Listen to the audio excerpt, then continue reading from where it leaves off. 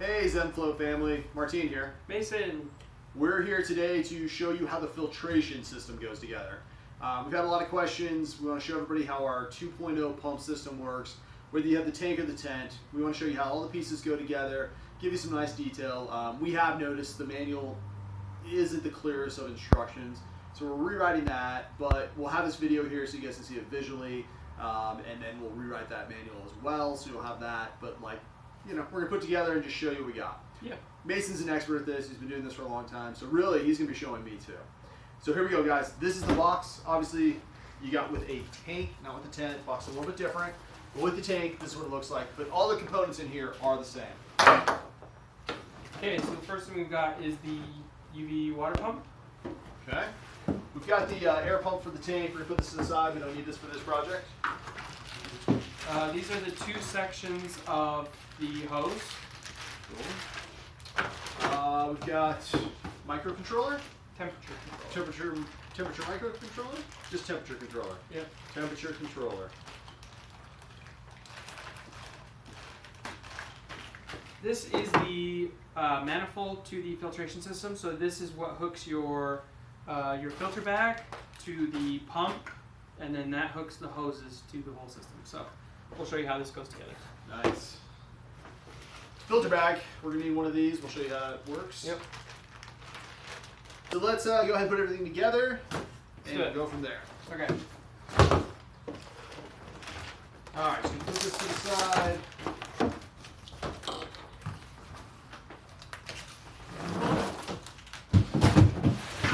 Got it? Alright, I got it. Okay. So the first thing we want to start with is the water pump for the filtration system. Okay. So this says on the label salt water pump plus UV filter. And this one is the North American version. Okay, let's open this up. Okay. So, this is already connected. So it comes out, it's actually the pump and the UV filter, but it's already connected as one piece. So I'm going to put this down here.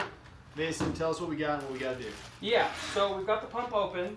You should have a bag of adapters and connectors with the pump. And we'll actually use that to connect the manifold to the pump. So the first thing we've got to do is, for right now, you only need 3 things out of this bag. Okay, I'm just going to organize these for you. We have 2 washers, a Threaded connector, threaded connector, cylindrical fitting. And 4 suction cups. Yes. Okay. So let's start with the suction cups. These are feet for the pump. So if you flip the pump over, you notice there are these little sections here. You can slide the feet in. It's not totally necessary, but it's a nice little addition if you want your pump to stay a little bit more secure. And we'll do that just for this. Perfect. Okay, so the feet are on there now. And it might stick, so. We'll work with that. So we want to take these 3 pieces. So we've got the threaded connector, the cylindrical fitting, and then washer. We can put the washer in the threaded connector, and then put the cylinder through it. So it creates that seal with the O-ring there. So you've got it looking like this, and then you want to attach this section of hose to the hose attachment. So I like to use a table or some sort of sturdy. Oh yeah, so you can push against. Yeah. Yeah. So you can see the fitting, or the O-ring is over it, so it'll create a nice seal. It's got the fitting in there, and then you've got threads here that you can attach right to the pump. Cool.